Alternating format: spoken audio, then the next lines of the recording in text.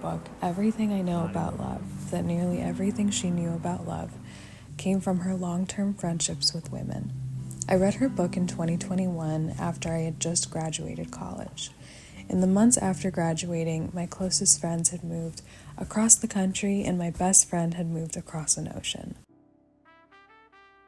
I found myself more lonely than I had ever been in recent time, and my mom had become my closest female confidant as I grew out of a lot of my friendships. I watched as my boyfriend maintained his friendships from school, college, and adulthood, while I stayed cooped up in my apartment, longing for a community of my own.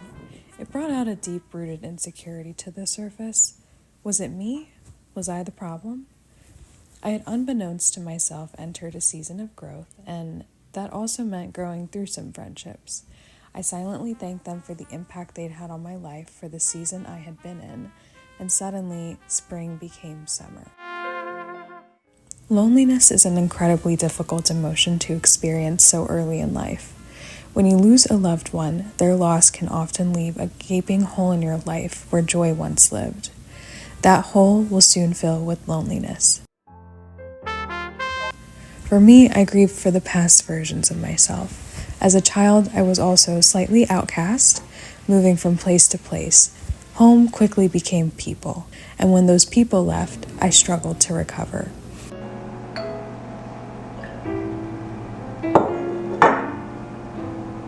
Cheers. Bottoms up. When I started college, a lot of my life settled. I saw the same people nearly every day for 4 years. I moved within the 4 corners that housed my school, with the exception of 2 years in which I commuted. I was finally comfortable until I wasn't. Over the last 5 years, I've spent a lot of time with me. It was scary at first. There was the year where I had been cooped up studying after I graduated from college. There was the year I had lived alone. There were the years that I had longingly looked out my window at the groups of friends getting together. I laid in bed scrolling through social media, looking at the ghosts of my past.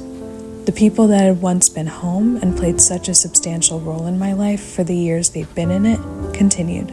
Society and social media push the narrative that if you're not having a great time all of the time, your life is left to be desired. And no one desired the life of a girl in her early 20s figuring it out and starting from scratch to get there. It was tough. Being a young woman in your 20s after a global pandemic sucked. As humans, we strive for social connection, for interaction.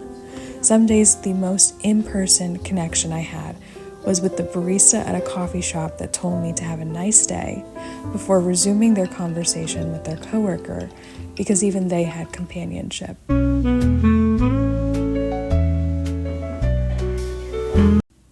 One day I realized that spending time with myself wasn't all that bad.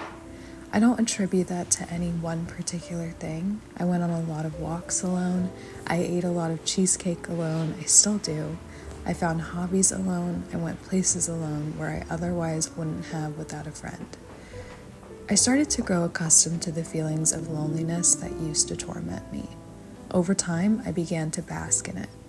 My mom said to me that I have the rest of my life to be a wife, to be a mother, to be someone else's.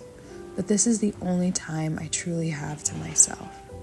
Who that was and who that is, I'm still trying to figure that out. I rejoiced in the feeling of being by myself, so much so that I became an introvert. I don't think I was ever truly an extrovert, though. I enjoyed the solace of silence and the company of myself, but I am still human. Human beings naturally seek companionship. We are inherently social creatures. There's a reason our arms are just long enough to engulf another, and our fingers are comfortable intertwining. There is a reason we experience loneliness. We are molded to seek out human connection when there is none or not enough. I started to use an app for friends, and it felt an awful lot like dating, except it carried much higher stakes. Quite honestly, it was a little embarrassing. I was in my early 20s, and I couldn't make friends. I was hoping I'd meet my lifelong friends out of the experience, and in hindsight, it was a lot of pressure to put on a first date. But just like any first date, I found the one and deleted the app shortly after the fact. Forging female friendships in your mid-20s is no easy feat. when you're also learning who you are, but I contribute a lot of my friendships to the years that I had to live and be with just myself. After my successful friend date, I was invited to a book club her friend had been hosting. The day of book club comes and she can't make it. One thing to know about me is that I am not the type of person who takes unnecessary risks. She wasn't going, so neither was I. My boyfriend, bless him, convinced me to go, and I took a leap of faith. In taking that leap of faith, I forged 2 additional relationships. This would have been 3 years ago, and to this day, I'd regard them as my closest friends. Spring became summer, summer transitioned to autumn, and autumn bled into winter. Each season, each year, I found them by my side. In the years that have passed, we have moved apartments. One of us moved out of the state. We went on a trip to Italy together. We've celebrated promotions, new jobs, new relationships, and new friendships. Being a woman in your 20s is hard. You're navigating your first real job, the monotonies of the day-to-day, the responsibilities that come with adulthood, picking what to eat for dinner each day, every day, and often doing it alone. It's sink or swim, and we're slowly treading the waters of this new chapter.